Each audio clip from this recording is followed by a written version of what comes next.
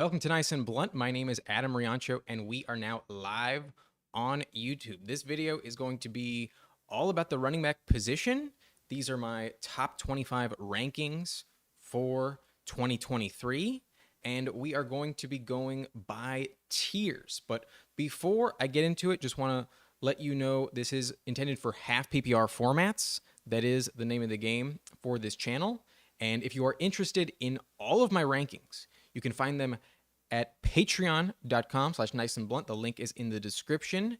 And if you want all of the content on this channel and you have not done so already, please subscribe and ring that notification bell so that you do not miss out on any videos. But with all of that bookkeeping in order, let's get into these tiers. We are going to break it down from the elite tier, then the guaranteed top 10, then the slightly risky RB1s, followed by the confident RB2s, then the boom bust RB2s, and last but not least, the best flex plays at the running back position. So we are going to get it started with probably some players that you are expecting to see here. I think the beginning of this list is going to be not too different from the norm. But at number one, we do have Christian McCaffrey, and this one kind of feels obvious. He was scoring 20 half PPR points per game while in San Francisco, getting 20 touches per game, and that offense is elite.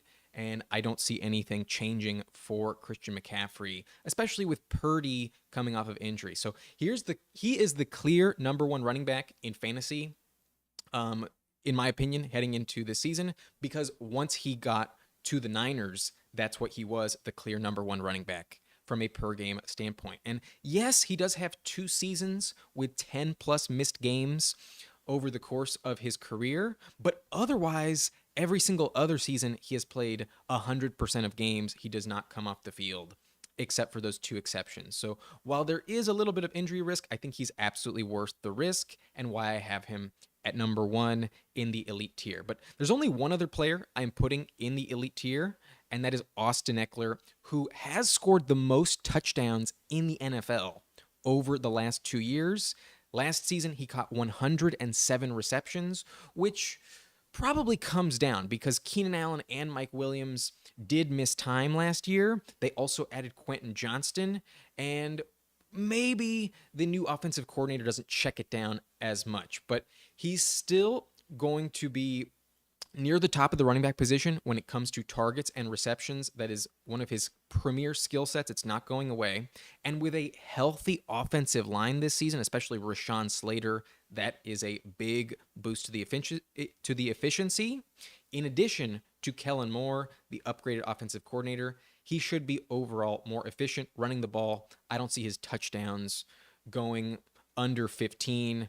As long as he stays healthy, he is also elite. So those 2 are at the top. I am not moving off of the 2 of them. But now we enter the next tier, and at number 3, I do have my boy Nick Chubb. It's just hard to move off of him. He's extremely consistent, arguably the safest top 10 running back that you can draft. He has scored a minimum of 8 touchdowns every single season since entering the NFL. He also always puts up at least 5 yards per carry, if not more. And he also has an average of 100 plus yards from scrimmage throughout his career on a per game basis. So you can trust him. Last year, he scored 15.7 half PPR points per game. And this year, with no Kareem Hunt, he should see an increase in targets. Jerome Ford has recently gotten injured. So there is technically at this moment in time less competition for touches. Dearness Johnson is also not in the mix. And given that there's a full offseason with Deshaun Watson, the offense should score more points. While it might be more pass heavy, I don't see anything changing for Nick Chubb. If anything, he might get more work, might stay on the field a little bit more. But now we are moving on to RB4, where I have Saquon Barkley, who is kind of the mirror image of Nick Chubb. He just catches a little bit more passes. Nick Chubb averaged 15.7 points last year. Saquon averaged 15.8. So he was technically a little bit better, and that is because he caught 30 more receptions over the course of the season. But on a per season average, he does score slightly fewer touchdowns. So that is one thing to keep in mind. And he does carry a little bit more injury risk. He has missed 22 games in 5 years, whereas Nick Chubb has only missed 7 games over the course of his 5-year career. So it's very, very slim margins between these two players, but those are the reasons I have Nick Chubb ranked just slightly above him. But one thing to keep in mind, Saquon was briefly holding out, and he did sign a new contract with incentives with the Giants.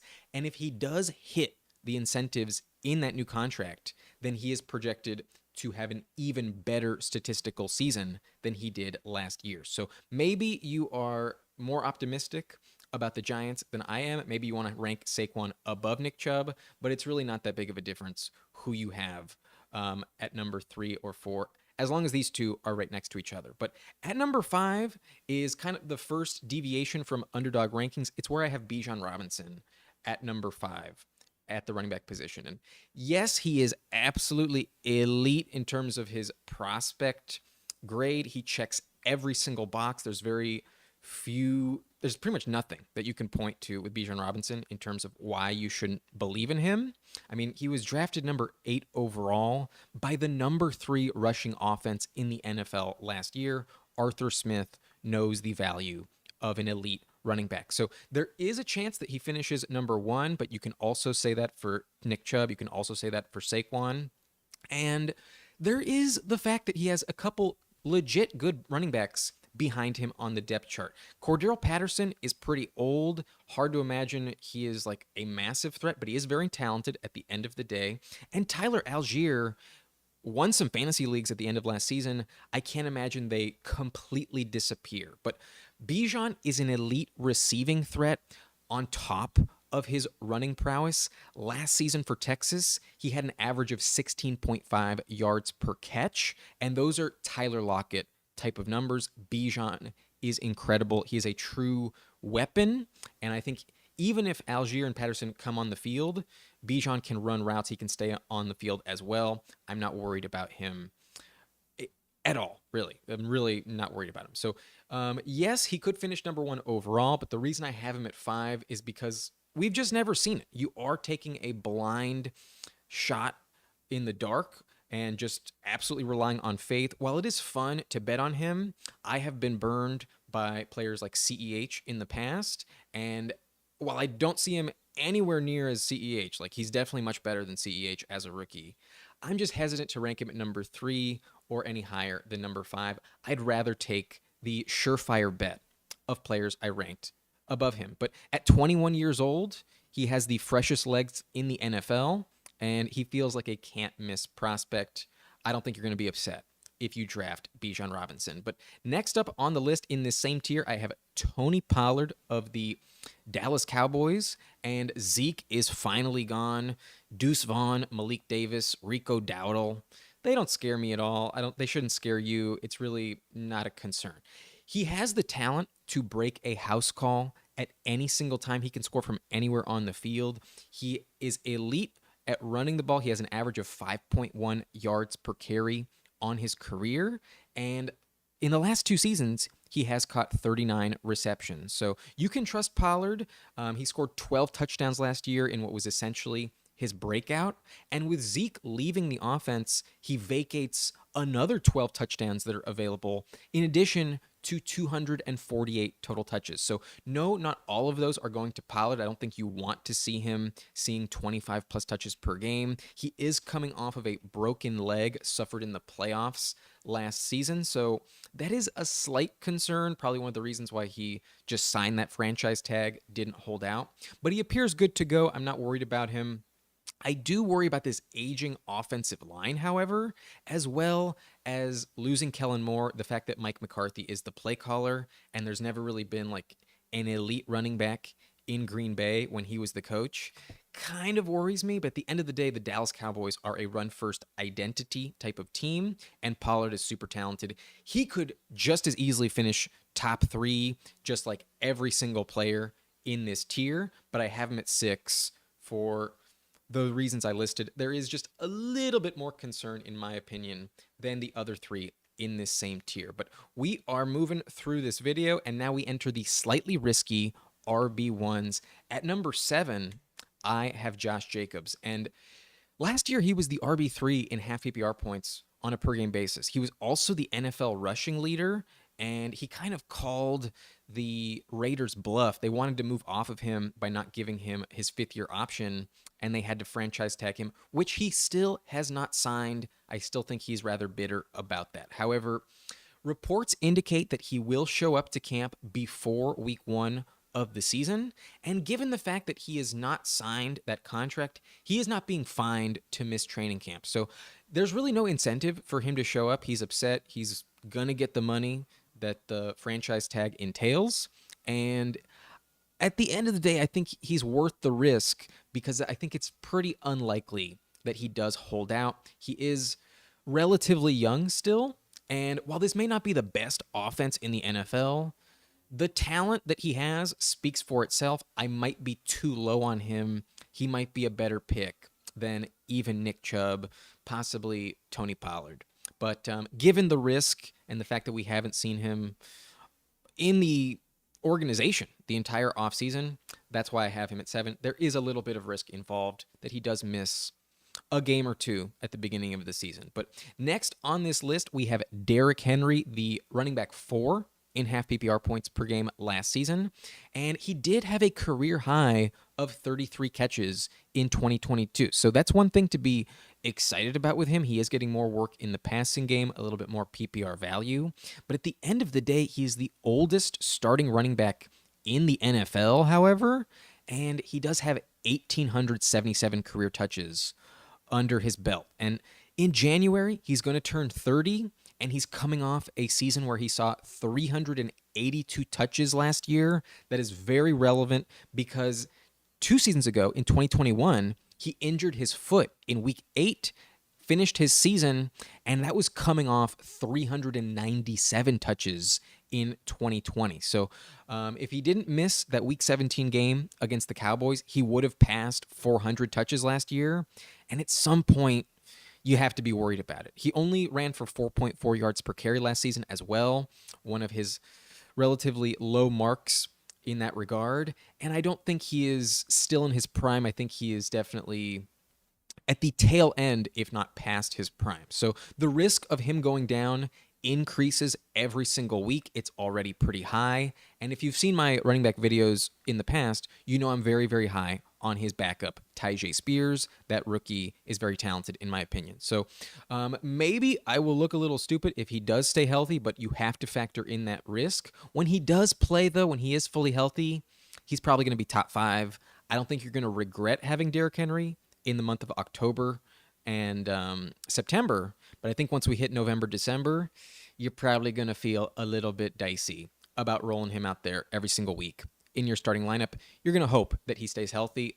I hope that that is the case. I don't want any player to go down, but it is something you have to consider with Derrick Henry. But at number 9 on this list, we have Jonathan Taylor, who is coming off of an injury in 2022 following an RB1 overall finish in the 2021 season. So he does have elite upside, but he was barely a top 10 running back last season. He only scored 14.6 half PPR points per game when healthy.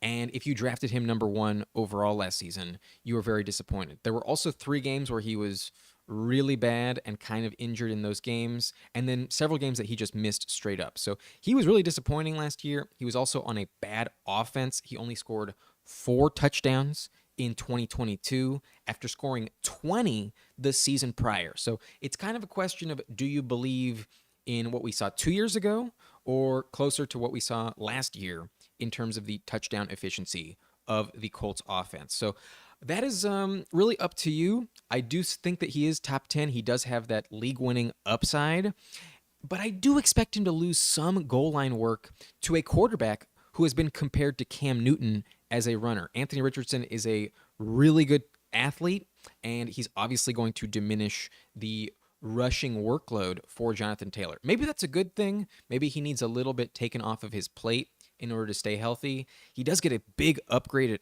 head coach in Shane Steichen.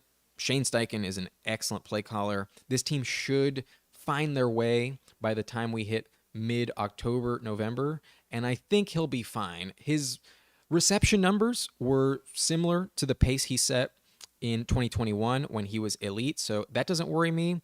But Anthony Richardson may not check it down as much. He might decide to tuck it and run, as most rookie quarterbacks with great rushing ability tend to do. So maybe the touchdowns go up, maybe they don't. I think overall he's going to be a top 10 running back. I think he'll be fine. I don't think he'll be as bad as last year, but I doubt he is as elite as he was 2 years ago. But remember, he does have that number one overall potential at the end of the day. So good luck to you if you draft him. He's definitely appealing. I might be a little bit too low on Jonathan Taylor at the moment. But now we are entering the next tier, the confident RB2 tier. And at the top, at number 10, I could really go with anyone, but I think I've settled on Joe Mixon of the Cincinnati Bengals. At the end of the day, I want to bet on elite offenses, and the Bengals are one of the best in the NFL. Last season, Joe Mixon averaged 15 half PPR points per game. That was top 10. However, if you remove the 5 touchdown game, remember that one game where he put up like 50 fantasy points? That number actually fell to only 12.4 fantasy points per game. So he was closer to RB20 without that massive spike week, and it does concern me a little bit. However, they did replace Samaje Perine with rookie Chase Brown. Travion Williams went down with injury. So there's a lot less competition for touches. His volume is just so secure. It's absolutely unquestioned. But we are still unsure about Joe Burrow's return timeline. He's still out with that calf strain. He should be fine, but right now we really just don't know when he's coming back. It's probably going to be week 1. Maybe it's week 2. Maybe it's week 5. Maybe it's actually a legit concern, and it's possible he misses some time. Once Joe Burrow's back on the field, I'm not worried about it at all. But until that happens, this offense does take a little bit of a hit. Joe Mixon will lose value if Burrow is unavailable at all. But at the end of the day, he plays in an elite offense where last year he saw 5+ targets per game, in addition to 15 carries per game. If you're telling me you get 20 touches per game from Joe Mixon, I think he's a top 10 running back. At worst, he's top 12. I think if you have him closer to 15, you are too low on Joe Mixon. So he's fine, but he's definitely not in the elite RB1 tier that I've mentioned prior to this. So I have him at number 10. He should be okay. He's probably going to be perfectly fine. But I do kind of worry about the potential of him going down. At the end of the day, that's what you can say about any player in the NFL. So not a big concern. Let's move on. Travis Etienne, I have at number 11. And while I am legitimately concerned about Tank Bigsby, he's still the RB1 in Jacksonville. And similar to Cincinnati, I want to bet on the best offenses in the league. I am a firm believer that Jacksonville is one of those teams. This team has an extremely favorable, cushy schedule, and there is a legit opportunity for them to finish as either the number 1 overall seed in the entire NFL or at least a top 2 seed in the AFC. In my opinion, they're going to win a lot of games, and the game script is really going to benefit the running back position. So as the healthy starter last season in 10 games, he scored 14 half PPR points per game on 18.6 touches last season. He was also putting up 5 yards per carry during that stretch, and his talent speaks for itself. I'm not too concerned about Etienne, but it's mainly a lack of confidence that I have in some other players in this tier that has kind of forced my hand to rank him here at number 11. In season long, as opposed to best ball, I think he's much safer, much more of a higher floor play, whereas the ceiling, he might not give you like 20+ games super often, but I think he's very consistent, should see plenty of touchdown opportunities, and Tank Bigsby will get his touches, but will still be behind Etienne on this depth chart. So I trust him. He's fine. He should be a top 12 running back. At worst, he's very safe in the top 15 at the position. But next on this list, you might think I'm too high on him, but I have Breece Hall of the New York Jets. And yes, I understand that Dalvin Cook has signed. That is definitely a bummer. But there's absolutely a scenario where both of these players coexist, similar to Aaron Jones and Jamal Williams in the past with the Nathaniel Hackett system. And Breece Hall is definitely the most talented of the two definitely the younger player. And last year, he was a top 7 running back before getting injured. So I truly believe in him. He was running for almost 5.8 yards per carry. He could have been the rushing leader in the NFL. And I just can't get over the fact that he is a true elite talent with top 5 upside. But of course, as I mentioned, he's now splitting time with Dalvin. So I still think he's the RB1 in New York, but coming off of that ACL injury, they are going to ease him into the mix. The month of September is a brutal schedule for the Jets, and he's definitely going to be in more of a timeshare. Once they pass their bye, however, once they get into especially November, December, he is going to really light it up. He should be perfectly fine. And while it is a bummer for his fantasy value, given the decrease in volume by signing Dalvin Cook, it does increase the likelihood that he stays healthy because they're not going to push it with him. He's probably not going to see 20 plus touches per game, and he will be able to stay fresh throughout the entire season. So I still think he can coexist with Dalvin. He could still finish as a top 10 running back, but I have him at number 12, and I might be a little bit extra optimistic. I'm still kind of bummed about the whole thing because I've drafted so much of Breece Hall. I want that to work out. So keep that in mind. I might be a little bit biased where I'm not properly adjusting. He is also playing behind a somewhat relatively shaky offensive line, and he is now much more touchdown dependent than he was last season. But he's still extremely talented, and I also love his post-bye schedule against the Chargers, the Raiders, Buffalo, Miami, Atlanta, Houston, Miami, Washington, and Cleveland to close out the season in November, December. He has some amazing matchups against some really bad rushing defenses. So I still love Breece Hall. It's hard for me to move off of him. I was wrong about him last year, and I don't want to make that mistake again. But next on the list is also a player who added competition in his backfield recently. It's Rhamondre Stevenson of the New England Patriots, who is still the RB1 in New England despite signing Zeke. But my biggest concern for Rhamondre was already his red zone efficiency. Last year, the touchdowns were not super consistent in the Pats offense. Now he has to compete with one of the premier goal line running backs in the NFL. Zeke is definitely going to steal some short yardage usage as well as some third down touches. Zeke is very good in pass protection. So Rhamondre should be okay. I think he's a safe top 15 running back. At the end of the day, last year he scored 14.7 half PPR points per game as the clear starter, and he was getting 5.8 targets per game. So he switched Rhamondre and Breece. I might even have Rhamondre above Etienne. Probably not. Probably not the case. So at the end of the day, he is still the most talented offensive weapon on this team. That's not saying a lot. The Patriots are a little bit depleted on offense when it comes to talent. But also at the end of the day, how much do you really trust the Pats offense to score touchdowns? So even though he's going to put up the most fantasy points of anyone for the Patriots, hard to fully trust him. He's not a top 10 running back in my opinion. He should be fine, but that top 10 upside is just completely gone now that they've signed Ezekiel Elliott. However, next on this list in this very same tier, I have Najee Harris at running back 14 in my rankings. I thought I would rank him higher as I liked him a lot more during the offseason. They have an improved offensive line this year, and in his last 9 games of 2022, Najee Harris was averaging 14.4 half PPR points per game. So that was pretty legit, definitely top 12, but 7 total touchdowns in those 9 games is kind of hard to believe like that's the pace he's going to maintain. He has 2 straight seasons with exactly 10 total touchdowns. So his floor is high, but I'm not sure if the ceiling is like truly elite. And then the main reason I'm starting to move off of him is that I'm actually starting to really worry about Jaylen Warren. Warren is starting to look pretty good.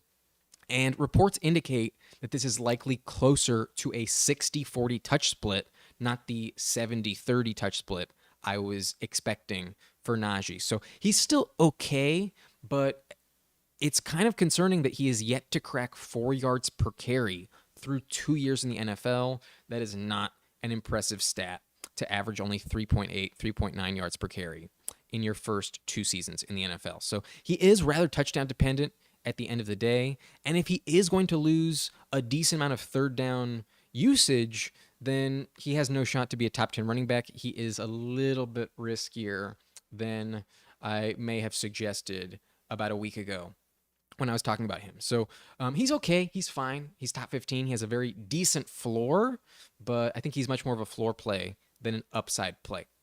Now we are moving on, though, to the boom-bust RB2s, and there's potential that these guys all finish top 10 in this tier. There's also a potential they don't even finish in the top 25. There is a little bit of risk-reward with these players. But at number 15, I have settled on Jahmyr Gibbs. He is an elite pass catcher who should see 5+ targets immediately per game with no Jameson Williams, who is suspended. That's a big reason why I think they drafted him so high at 12th overall in the first round. Kind of a shocker to everyone, but I see a lot of Jamal Charles in Jahmyr Gibbs. He's a little bit smaller, a little bit underweight. He comes in at under 200 pounds. That's a little bit concerning. And while it's unlikely for him to see heavy goal line usage, he can still break one to the house at any moment because he has truly elite speed. He runs a 4.36 40, I believe. It's definitely under 4.4. So he can really, really churn it and burn it.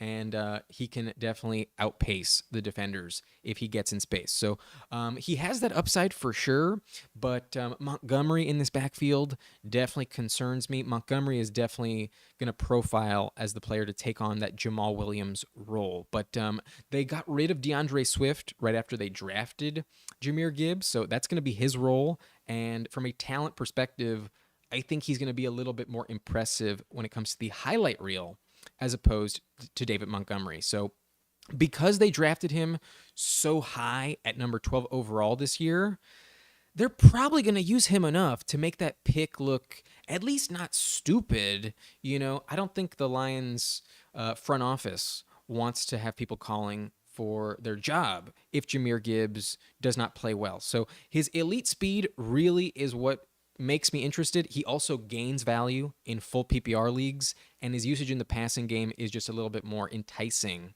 than David Montgomery straight up in this backfield. So that's why I have him ranked a little bit higher, but there is a lot of risk. I am very worried that the touchdowns simply aren't there enough. And without them, he should still score 12+ points per game. It's a very good offense. He's going to catch a ton of passes. And especially in redraft, he's super valuable to start the season because he's going to have a huge role in the passing game without Jameson Williams. All of the Detroit Lions are really going to help you start as close to 6-0 as possible, in my opinion. But he's very boom-bust. The ceiling could be top 5, though, if Montgomery were to go down. But given he's essentially Swift 2.0, we do kind of need to pray that he stays healthy. I think he should. I think he'll be okay. I don't think they're going to push it with his touches, but maybe that's one reason why I should be a little bit lower on him. This ranking kind of concerns me. I'm going to stick with it, though. I'm going to stick with my gut and rank him here at number 15. Number 16, however, I think is a very, very safe player. It's Dameon Pierce of the Houston Texans. So this boom-bust category for him is, I think, a little bit less accurate. I don't think there's that many scenarios where he busts, but at the end of the day, he plays for the Houston Texans, not a great offense, and if he doesn't score enough touchdowns, that upside just isn't going to be there. But he finally scored. The team looks very, very run-heavy this year. Singletary did get signed to this backfield, but he is clearly behind him, not a threat that scares me for touches. Dameon Pierce looks like the guy on this team. And while he was healthy last season, he was putting up 85 yards from scrimmage per game. That is a very safe floor.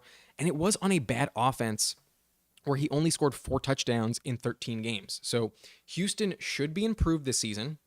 They should be closer to league average.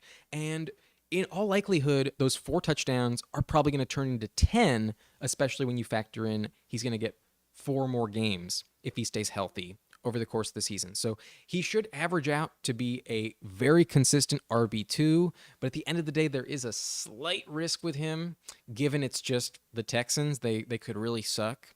And his yards per carry numbers are not like elite. I'm hoping that he improves on his 4.3 yards per carry average from last year. If he does, he could absolutely be a very high-end RB2.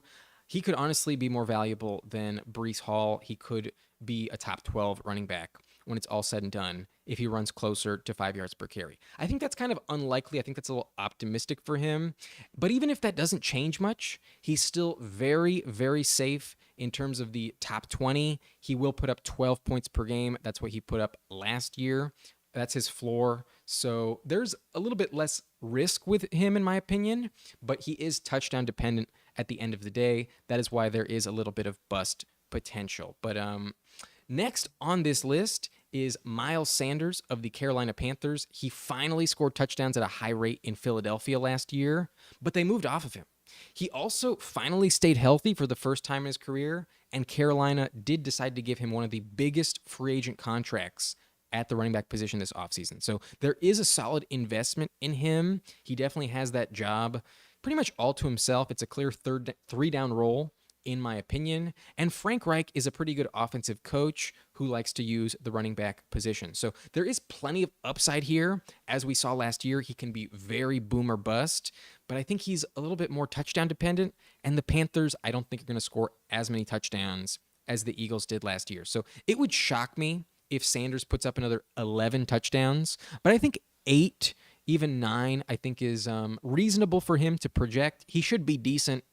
He should definitely be top 20, but on his career, he only averages 6 touchdowns per season, so maybe that's a little bit too optimistic. That's a solid floor, though. I don't think it's terrible, but 2 years ago, he scored 0. So maybe decreased, but there's very few like legit receiving options in Carolina. So that doesn't concern me. I think he'll be fine. He doesn't need to catch a ton of passes in order to put up top 20 numbers, but we haven't seen this offense yet. So there's a bit of blind faith with him as well, kind of like Bijan Robinson a little bit, but he doesn't have the talent. That's why he's clearly in the RB2 category here at number 17 in my rankings. But who else in this backfield is getting touches? Like, Hubbard doesn't scare me. Raheem Blackshear doesn't scare me at all. So he should be fine. There should be a lot of volume. Let's hope he stays healthy despite the preseason groin injury.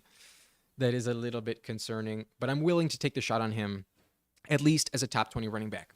Next on this list, however, and the only reason I'm ranking him below him is because he is in a timeshare, it's Kenneth Walker of the Seattle Seahawks. He looked like a clear top 10 running back last season, and then they drafted Zach Charbonnet in the second round. So Charbonnet is a big, big red flag for Kenneth Walker. Charbonnet really scares me. He is a tank. He is a massive guy, and he's really good in pass protection, excellent potential on the goal line. So Charbonnet is going to steal those third down snaps a lot because Walker doesn't really catch that many passes. And I think on the goal line, it's going to be a very legit 50-50 split. So while, yes, Walker is still the RB1 in Seattle, that is a valuable role, I'm not completely convinced that he gets more than 60% of the touches here.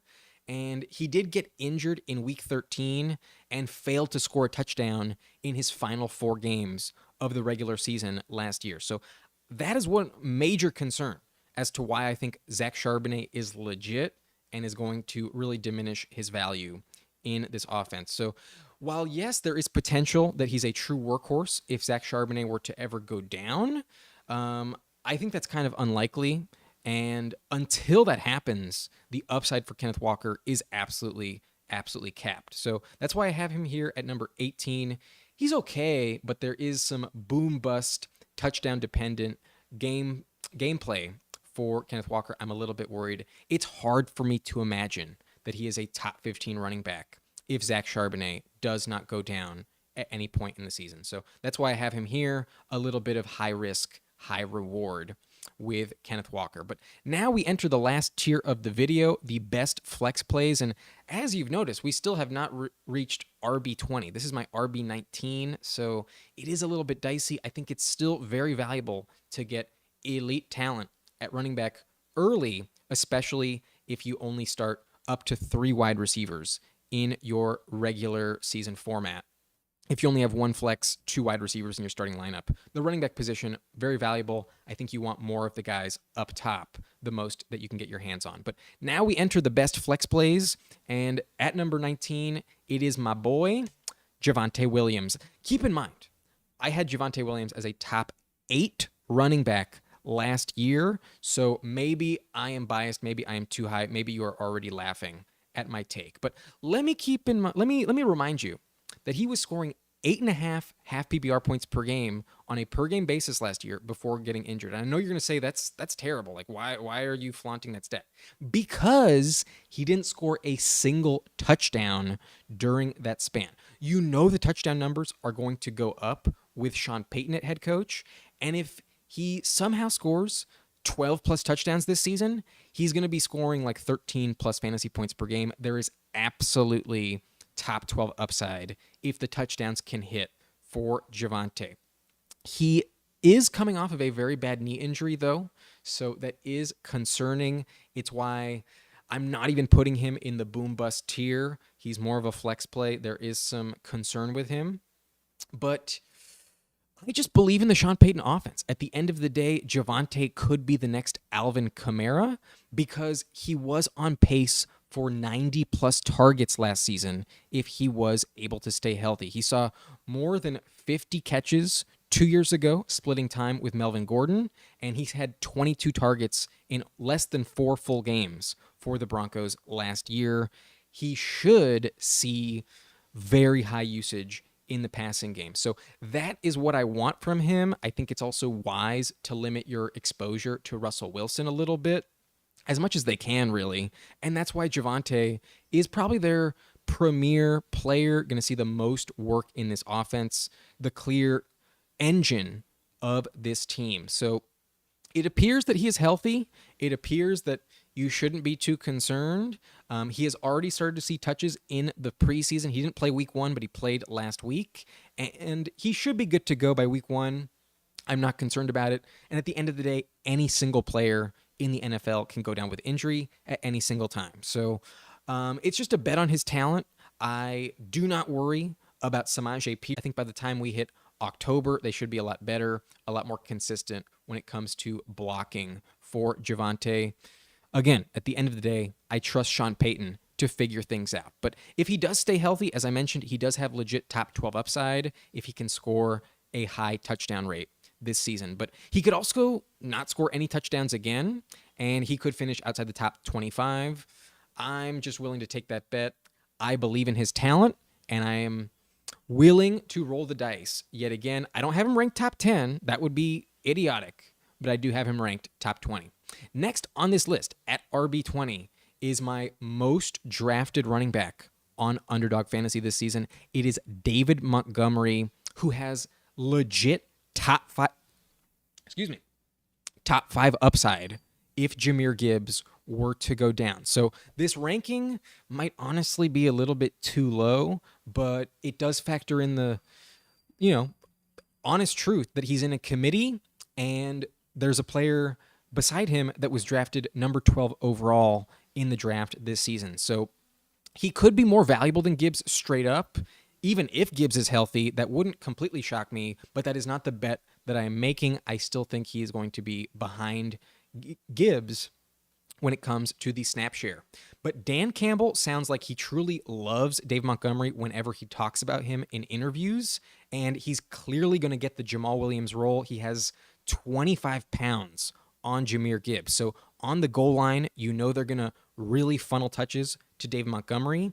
And this is a team that scored 27 total touchdowns at the running back position last year in 2022. He also got one of the biggest running back contracts in free agency this offseason, just behind Miles Sanders and Dalvin Cook. So there is a very solid investment in him over the next 3 years, and he's probably going to be more durable. I'm kind of tempted to rank him straight. Excuse me. Bit of a dry throat at the moment. But Dave Montgomery really has that league-winning potential. He's also running behind a top 5 offensive line. And in my view, he is one of the safest picks in fantasy football. As I mentioned, he's my most drafted player on Underdog this season. I love David Montgomery in 2023. But next on this list honestly kind of surprises me that he is here, but the reports in camp are that James Cook has been lighting it up. And meanwhile, Dameon Harris is really underwhelming. Latavius Murray doesn't scare me at all. They also just added Ty Johnson to this backfield, so maybe you see that as a crowded committee. But I see it as a lack of confidence in the running backs behind James Cook. And at the end of the day, they drafted him in the second round last season, and they moved off of Devin Singletary for a reason. So yes, Josh Allen still commands a lot of rush attempts, but James Cook is the clear RB1 beside him. And this offense is elite. Cook has excellent pedigree coming from Georgia, and you know I love every running back who has played for the University of Georgia. That is my favorite program when it comes to running back talent. So I was very high on him last year, but he was slow to break out because of Montgomery's success. But the fact that Devin Singletary's success, but the fact that Singletary is gone is a pure vote of confidence for James Cook. I am no longer worried at all about Dameon Harris. So I have James Cook at number 21 here. And last season, in his last 5 games of 2022, he was splitting snaps with Singletary and getting close to 50%. He saw 43% of snaps in those last 5 games. He averaged 10.5 PPR points per game during that sample size. So the snap percentage should increase above 60 this year. And if it's closer to 70, he could possibly be a top 15 running back because he's the best pass catcher in this backfield by far. And I like him so much more for that reason as we approach the season. There's just legit potential for a true 3-down role with him. He's going to catch passes from Josh Allen, and that is just so valuable. He doesn't need a ton of work in order to put up double-digit fantasy points on a weekly basis. So that 3-down role is looming. I wouldn't be shocked if by the time we hit October, it was clear by far and away James Cook's backfield. And while I could be wrong, similar to betting on Cincinnati and Jacksonville, as I mentioned earlier, I want to bet on the elite offenses. Give me a Buffalo Bill with confidence in my roster. So very excited about James Cook. Happy to draft him at his currently low ADP. I think he's super, super underrated at the moment. But J.K. Dobbins comes in next on this list at number 22, and his talent as a runner is elite, 5.9 yards per carry in 2 years playing in the NFL. He did miss the entire 2021 season, so this is technically his 4th year in the league, but last year he only played in 8 games. He was coming off of injury and missed significant time. So hopefully he stays healthy this season, but we've never seen that happen when he has been the clear starter. He's also never caught more than 20 receptions in this backfield in a single year. Touches with Gus Edwards, Justice Hill, and Lamar Jackson. They're going to steal a lot of work from him. So the volume is concerning, and it's also possible that Keaton Mitchell gets some touches as well if they hold on to that undrafted free agent. So very concerned about this overall 4-headed monster, so to speak, and it's possible that there's a 5th guy in the mix there. So the upside is there with J.K. Dobbins. Yes, he is super talented, but the volume is not there, and because he doesn't have that pass-catching prowess as part of his game, he becomes very touchdown dependent. That's why I only have him at number 22. I'm starting to worry about him a little bit extra. They did add OBJ and Zay Flowers, so there's likely fewer goal line touches as well. And while I do really like him, I just find it hard to trust him. That's why I have him as merely just a flex play outside my top 20 running backs this season. But we only have 3 left on this list, and while there is some really high upside for these guys, I am rather worried about each of them. Next on the list is Alexander Mattison, who you may have been waiting for in this video, but while yes, he's played decently well in place of Dalvin Cook, it's never been for a long period of time. The Vikings are a heavy pass-first team, especially in the red zone, and Mattison simply doesn't have the talent of Dalvin Cook. He's not the home run hitter. His yards per carry over the course of his career have been diminishing every season, and over 4 years, he only averages 4.1 yards per carry. So that is very concerning. The offensive line is not that good in Minnesota. And for someone who has only started 6 career games, I find it hard to believe that he's going to stay fully healthy for a full 17-game season. We've just never seen it. Maybe I am wrong, but I just find it hard to fully believe in him. To fully trust him is a proposition I'd rather not make. So he's a decent receiver, but he's not elite, that is for sure. He's fine in general, but his upside just isn't something I want to bet on. I think he's overvalued, and there's still potential for them to sign Kareem Hunt. They have worked him out recently, and even if they don't, Ty Chandler, in my view, is the clear receiving down running back in this offense. So it's not like he has a clear workhorse role. I think it's more of a committee than you think. And for all of those reasons, I am not drafting Alexander Mattison. But another player I'm probably not going to draft is Cam Akers. Maybe I'm underestimating him, but it still feels like Sean McVay just doesn't trust him. He's set up to have the RB1 job, but I find it hard to believe it looks like it did, like it was to close the season with Baker Mayfield under center. They didn't have their legit weapons. Stafford wasn't playing. Kupp wasn't playing. The touches he saw were kind of meaningless. They established, his job security, but the Rams have a terrible defense, and I expect they'll have to abandon the run very often this season. So the offense can still score. He should be okay, but it's very hard for me to fully trust him. He's very touchdown dependent, and his offensive line doesn't inspire you at all. There's not much talent to block for him and help him get downfield with ease. So that's why I'm concerned about him. His yards per carry on his career is only 4.2. So just like Alexander Mattison, nothing impressive. And what's even more concerning is his lack of usage in the passing game. In 29 career games for Cam Akers, he's only caught 27 total receptions. That is less than 1 catch per game, and that is terrible upside in any type of PPR format. So even though this is just half PPR, he loses more value in a full PPR format. And for those reasons, I am not a believer that he will maintain a 3-down workhorse role all season. I do not trust him. And while I might be a little too low on him, I am also not going to draft Cam Akers this season. But he should be a fine flex play. He's okay. But last player on this list, I'm tempted to rank him in a completely different tier, but it's Aaron Jones, who I kind of just have ranked here because of the respect I think he deserves. Over the course of his career, he has been an elite player. But last year, we all believed in A.J. Dillon was going to break out, and he didn't.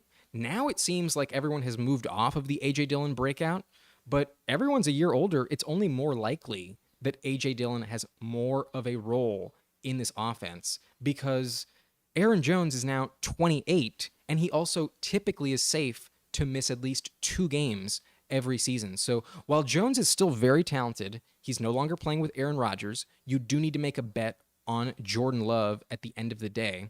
And what makes him so valuable is his role in the passing game. However, they have so much young talent at receiver. If Jordan Love is going to prove himself and maintain his job security, he needs to show that he can get the ball to those young receivers like Christian Watson, Jaden Reed, Romeo Doubs, and Luke Musgrave, more so than just relying strictly on Aaron Jones. So I can't see his workload, his volume maintaining as high as it has in the past.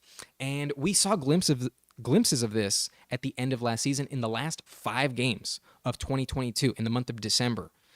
A.J. Dillon was actually more valuable than on a per game basis than Aaron Jones was. Dillon scored 5 touchdowns where Jones only scored 1. So that's the main reason why.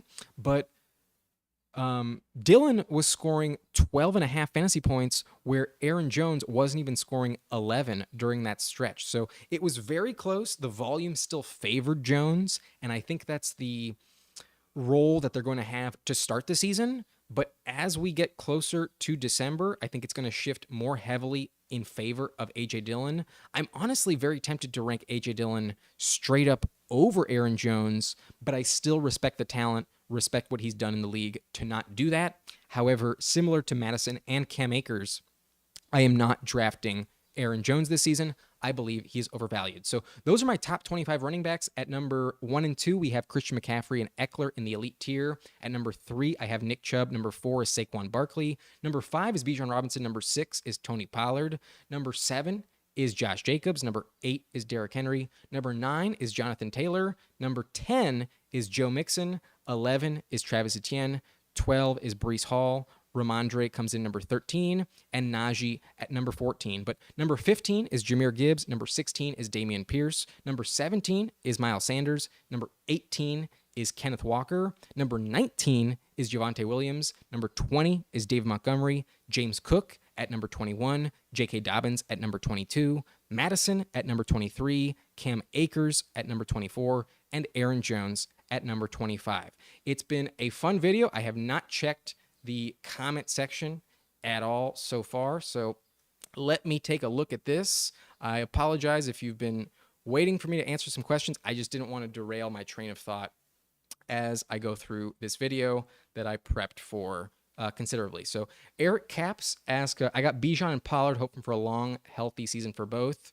Oh boy, I love that combo. 2 top 10 running backs is elite. But Trey says, evening, brother. Finished my first redraft last night. Care to rate the squad? He has Lamar at quarterback.